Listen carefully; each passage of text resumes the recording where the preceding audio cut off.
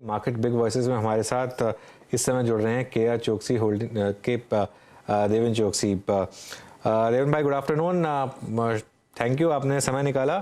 और अब आप इस समय क्या राय दे रहे हैं क्लाइंट्स को? एक बहुत जो पिछले 10 दिन से मुझे कंप्लेन सुनने में आ रही है लोगों की, वो ये सुनने में आ रही है कि निफ्टी तो पहुंच गया 18,400 पर, लेकिन हमारा पोर्टफोलियो अभी 17,400 पर अटका हुआ है। आप भी ऐसा नोटिस कर रहे हैं क्या मार्केट में, और क्या व्यू है आपका? हाँ अनुज, गुड आफ्टरनून। आई थिंक एक बहुत इम्पोर्टेंट पॉइंट है, क्योंकि जो इन्वेस्टमेंट का जो दौर चल रहा है उसके अंदर ज्यादातर इन्वेस्टमेंट आप बड़ी कंपनी के अंदर देख रहे हो, क्योंकि जो मिड टियर की कंपनीज है उनके अंदर गए साल में जो दाम बढ़े थे वो दाम तो उसके समय के शायद जल्दी बढ़े थे, तो वैल्यूएशन पीक हो चुका था। And those companies have not once again started scaling back to the newer levels, क्योंकि they are still expensively traded. So today, some of the larger companies they are trading at a reasonable valuation. तो उसके ऊपर investor का focus जाता है। और जहां हमने ऐसा इतने सालों का एक अनुभव है कि एक इन्वेस्टर यानी फंड इन्वेस्टर भी उसको इंक्लूड करते हैं, वो मार्केट में जब भी अनसर्टन टाइम रहता है तभी वो लार्ज कैप की तरफ ज्यादा ध्यान देता है। जब भी मार्केट के अंदर एक सिक्युलर बुल रन चालू होता है तभी वो समय के अंदर वो मिड कैप और स्मॉल कैप के अंदर आता है।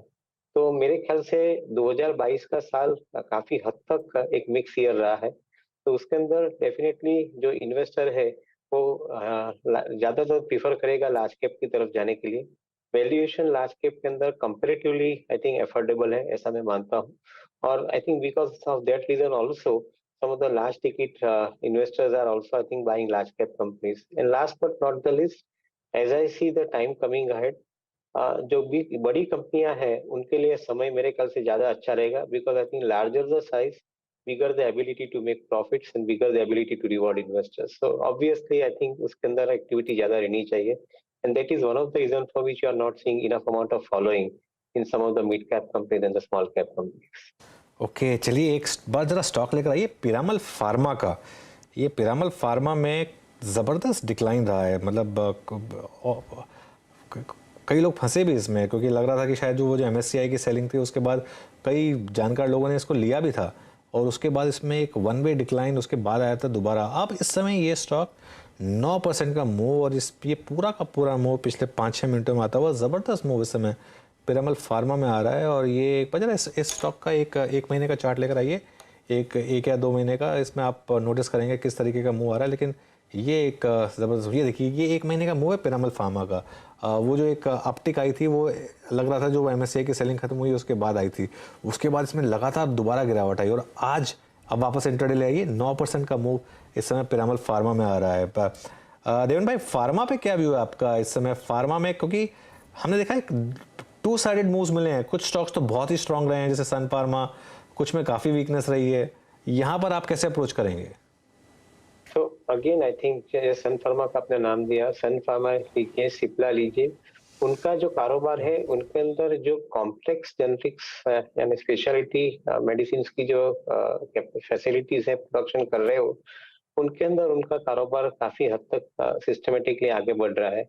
और जहां तक हम समझते हैं कि जो स्पेशलिटी जेनरिक्स के अंदर जो कंपनियां हैं उनको कंपैरेटिवली प्राइसिंग प्रेशर दूसरे मार्केट के अंदर, वर्ल्ड के मार्केट के अंदर कम मिल रहा है।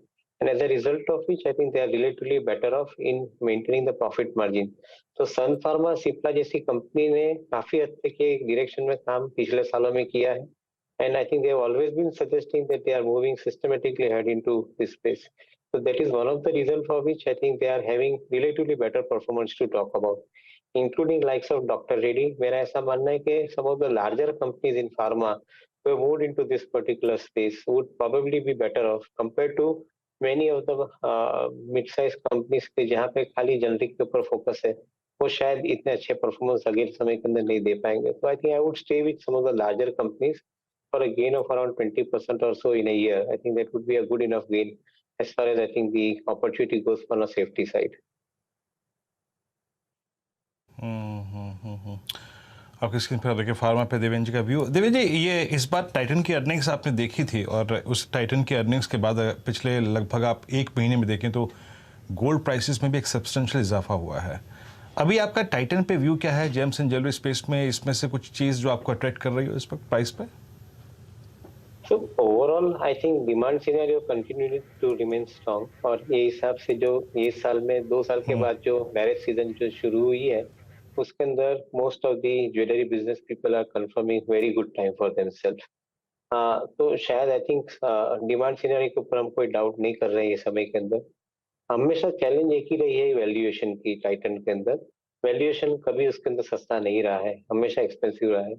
मैं हमेशा ये सलाह देता हूँ इन्वेस्टर को कि आप टाइटन जैसी कंपनी को इन्वेस्टमेंट पोर्टफोलियो में रखते हैं तो लेने के बाद 2 साल तक उसके भाव ना देखें, क्योंकि I think you might not get I think enough amount of return, but because you are buying little bit expensive. So after 2 years, when I think it starts getting normalized along with the earnings of the company, तो आपके portfolio के अंदर आपको return दिखना शुरू हो जाएगा। तो ये एक तरीका रहता है कंपनी को पोर्टफोलियो में लेने का। दूसरा तरीका ये रहता है कि मार्केट में कोई कारणसर कोई प्रेशर आता है, कोई फॉल आता है और ये अच्छे काउंटर के अंदर दाम घटते हैं, तो उस समय के अंदर आप अपने पोर्टफोलियो में उसको ले सकते हैं। तो that will probably I think cut down your gestation period और वेटिंग पीरियड। ये दोनों चीज को ध्यान में रख के आप इन्वेस्टमेंट के ऊपर ध्यान रख सकते हैं। अच्छा देवेंद्र जी, पॉसिबली आपसे आखिरी प्रश्न पूछूंगा और इस पर आपका आउटलुक है। हमने इस बार बैंक की लीडरशिप में बैंक निफ्टी ने जिसने अगर आप देखें सबसे पहले अपना ऑल टाइम हाई छुआ, हमने सबको परफॉर्म करते हुए देखा। पीएसयू बैंक्स ने अगर देखें काफ़ी स्ट्रॉन्ग मूव दिया, लेकिन इस पूरे शोरगुल में, इस पूरी तेज़ी में, इस स्ट्रॉन्ग प्राइस परफॉर्मेंस के बीच है आपका बहुत एक सुस्त एनबीएफसीज का प्राइस परफॉर्मेंस रहा। इसकी वजह एंड स्पेशली B2, और अगर आपकी कोई प्रेफर्ड चॉइस है एनबीएफसीज में, चाहे वो गोल्ड फाइनेंस कंपनीज हो, चाहे कंज्यूमर फाइनेंस कंपनीज हो, चाहे वो एचएफसीज हो, वो कौन सी रहेंगी?